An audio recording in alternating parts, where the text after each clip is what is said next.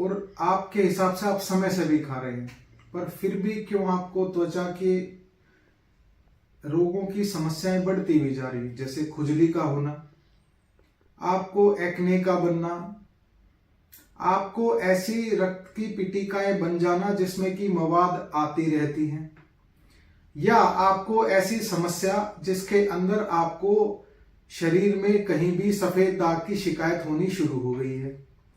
उस बीमारी को अलग अलग नामों से जाना जाता है, जैसे कि सफेद दाग भी उसको बोल देते हैं, देहात में उसको फुलवारी भी बोल देते हैं, शहर में उसको ल्यूकोडर्मा के नाम से भी जानते हैं, और शास्त्रीय नाम उसको श्वेत्र रोग के नाम से भी जानते हैं। हाँ, आप सही सुन रहे हैं, मैं श्वेत्र रोग, सफेद दाग, ल्यूकोडर्मा और फुलवारी की ही बात आपसे कर रहा हूँ।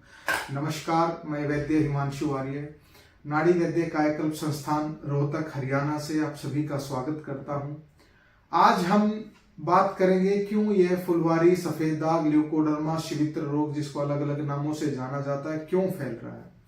क्योंकि आजकल जो भोजन का खान पान है वह सही नहीं है। हाँ, आप सही सुन रहे हैं, मैं आपको कह रहा हूं सही नहीं है। आप इस पर प्रश्न मुझ पे देने वाले हैं कि सही आप कैसे कह सकते हैं, क्यों नहीं है। ये जो लाड प्यार में आपने रोटी को बनाना बंद कर दिया है और अपने छोटे छोटे बच्चों को आप दूध के साथ नमकीन सुबह नाश्ते में दे रहे हैं, आप उसको बड़े प्यार से, लाड से, प्यार से उसको दे रहे हैं कि ले बेटा तू इसको खा ले, पर आप अनजाने में सबसे बड़ा जहर उसको देने जा रहे हैं। किसी भी नमकीन का आप सही सुन रहे हैं, किसी भी नमकीन का प्रयोग यदि चाय या दूध के साथ किया जाता है तो वह इस रोग को बढ़ाने का काम करता है। रोटी न बनाकर आप उसको बड़े प्यार से, भावुक होकर आप उसको सुबह ब्रेड खिला रहे हैं, चलो वह भी ठीक है, पर ब्रेड के ऊपर लगा हुआ नमकीन बटर किसी भी कंपनी का जो बाहर आपको मिल रहा है, और उसके बाद आप उसको दूध दे रहे हैं, आप उसको चाय पीने के लिए दे रहे हैं, तो आप उस समस्या को बढ़ा रहे हैं। हाँ, बहुतों के प्रश्न अब ऐसे होंगे कि हमारे बच्चे को तो नहीं हुआ, क्योंकि आपके बच्चे के अंदर रोग प्रतिरोधक क्षमता व आपकी जो त्वचा की जो बहुत सारी लेयर्स हैं वह उस रोग का अभी तक प्रभाव नहीं हुआ, इसलिए आपके बच्चे को नहीं हुआ। तो ऐसा नहीं कि आपके बच्चे को नहीं होगा। ऐसे में आयुर्वेद के अंदर यदि हम बात करें तो त्वचा की 7 लेयर होती हैं। पहली अवभाषिनी, दूसरी लोहिता, श्वेता, ताम्रा, वेदिनी, रोहिणी और मांसधर कला। जो मांसधर कला है वह सबसे नीचे हमारी मांस धातु से जुड़ी हुई है। अवभाषिनी, जिसको एपिडर्मिस लेयर के नाम से आप जानते हैं, वह अवभाषिनी है।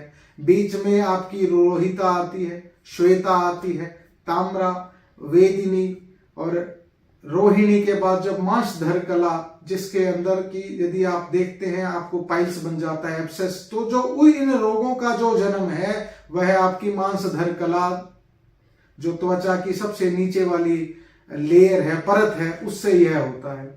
तो ऐसे में आप भूल कर भी इस तरीके की चीजों को खाना में बच्चों को देने के लिए उसको बिल्कुल तुरंत रोक दीजिए।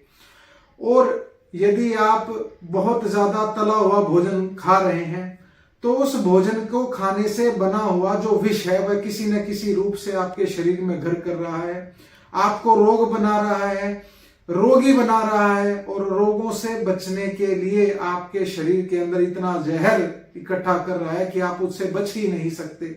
आप तरह तरह के एंटीबायोटिक्स, अन्य दवाओं का इस्तेमाल करते हुए जा रहे हैं, आप ट्यूब लगाते हुए जा रहे हैं, परंतु रोग से आपको मुक्ति नहीं मिल रही। तो ऐसे में यदि खाने पीने का सेवन यदि आपका सही है तो रस धातु से रक्त, रक्त से मांस और मांस से जो त्वचा की लेयर तक, परतों तक जाने वाला यह रोग सफेद दाग, जिसको आप जानते हैं, यह लोगों में फैलता हुआ जा रहा है और पूरे शरीर में आपको फैल जाता है। ऐसे में इस प्रकार की मांओं के साथ यदि संबंध बनते हैं तो उनसे उत्पन्न जो नई जनरेशन है, जो भ्रूण का जो निर्माण होता है उस तक भी इसके फैलने की संभावना बन जाती है। वह इसीलिए बनती है क्योंकि उसके अंदर जो जीन्स की म्यूटेशन शुरू हो गई है वह आने वाले नए गर्भ में भी घर कर जाती है, या कुछ समय के पश्चात उसके अंदर उभरना शुरू हो जाता है, क्योंकि मां से आए हुए आनुवांशिक जीन्स जो हैं वह उसके अंदर उत्पन्न है, उसके अंदर पहले से मौजूद हैं, और वह धीरे धीरे अपना प्रभाव ऐसे ही भोजन का यदि सेवन वह भी करने लग जाता है तो निश्चित रूप से उसके अंदर भी आ जाता है।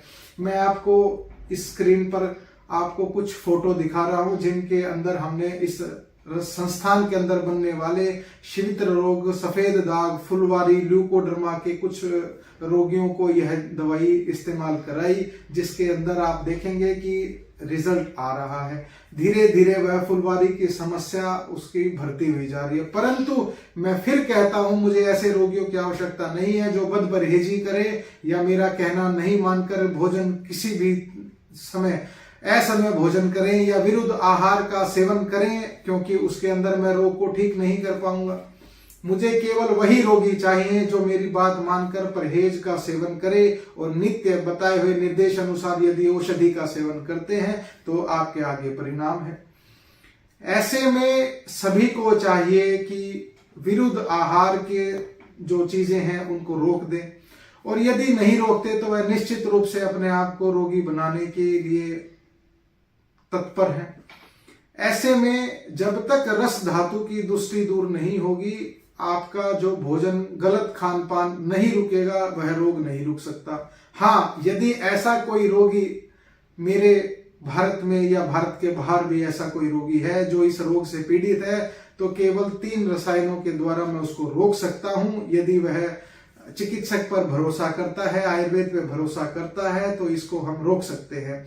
और क्यों नहीं रोक सकते? क्योंकि जब इससे खाए पिए भोजन से बनने वाले विष को, जो कि मांसधर कला के बाद सीधा त्वचा धातु में उत्पन्न रोग को बनाने लग रहा है, वह उसको छिन्न भिन्न कर रहा है, क्योंकि वह आपकी लोहिता, श्वेता और ताम्रा जो परतें हैं उस तक भी अपना प्रभाव दे रहा है। तो इस प्रकार से इस रोग को बढ़ाने का काम कर रहा है। आप एक बारी अवश्य मेरे द्वारा बनाए गए, संस्थान द्वारा बनाए गए इस रसायन का कि जो भावों से भावित है उसका प्रयोग करके देखिए। आप निश्चित रूप से इस रोग पर सफलता हासिल कर सकते हैं। कुछ रोगियों के परिणाम आपके सामने हैं। औषध सेवन किया, यह उनको परिणाम मिला है। तो ऐसे में यदि परहेज है तो सब संभव है। मेरी प्राचीन पद्धति, मेरा आयुर्वेद। यदि आपको यह वीडियो अच्छी लगती है तो आप उन रोगियों तक इसको पहुंचाने का विशेष कार्य करें जो इस रोग से पीड़ित हैं।